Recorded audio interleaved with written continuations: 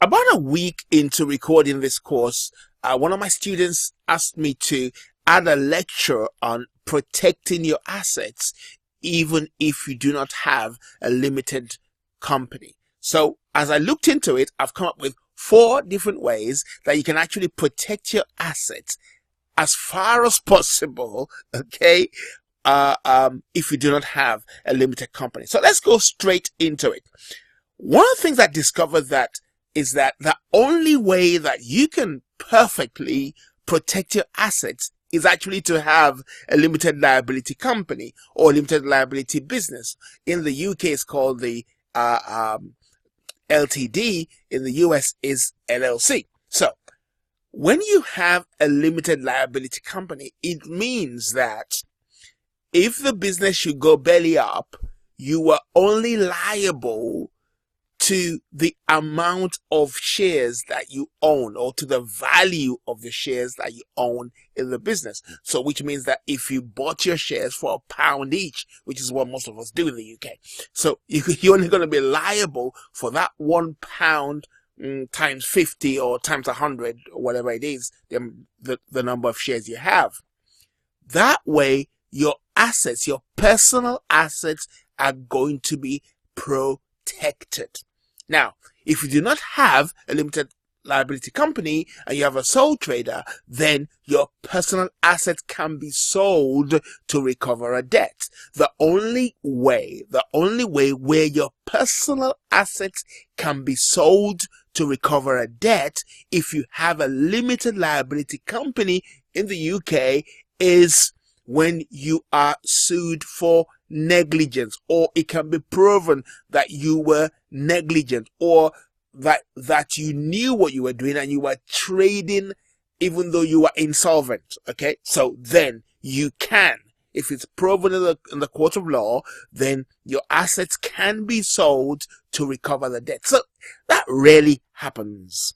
So one of the ways you can protect yourself is to have a limited liability company. So going back to the question my student asked me, so how am I going to deal with that? There are other ways to protect your assets. Number 2 way to protect your assets is to set up a trust. Now, trusts in themselves are a little bit complicated. Okay, you need a solicitor to set it up. It costs about £1,000, which is about $1,500 to set it up. And this can help you to actually protect your assets so that the assets can be used for your benefit at some later future and cannot be used to recover any debt that is incurred by the business itself. So set up a trust is one way of doing it, but like I said, you need a solicitor to help you to do it, and you can still be liable to some taxation as a result of having certain kinds of trust, but you have to check that out with a solicitor. But trusts are a way, definitely a way of protecting your assets. Okay, the third way to protect your assets is to exclude the assets in your agreement. In the agreement you sign with your shareholders, co-founder, co-owner, partners, friends, husband or wife, is to exclude your personal assets from the agreement. So that way, at least you protect it from the people that you're working with or your partners. Okay. Number 4 way to protect your assets, and I learned this the hard way. Come on. Oh my God. I learned this the hard way.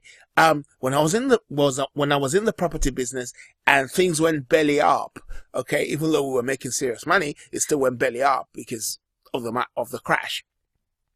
One of the reasons why we lost most of our properties very quickly, very rapidly, was because most of the properties were in my name.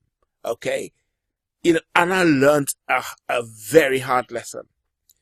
Actually, I was told by some wise solicitors and wise accountants that if I had put most of the properties in my wife's name, then when things go belly up for me, they don't affect my wife. And now, you're going to think about those kind of things. How you going to protect yourself? You could assign certain assets to your wife or your husband, and then you might be exposed to liabilities, but then your personal assets, which belong to the family, is going to be protected by either your wife or your husband. So you might think about having certain assets only in your wife's name or only in your husband's name. Okay. Another way to protect your assets is to separate your business from personal accounts. Separate your business from personal accounts so that when you are being investigated, it will be found that actually your business is separate from your personal account. Okay, so those are some of the ways that I think that you can protect your assets when in business. All right, see you on the other lectures.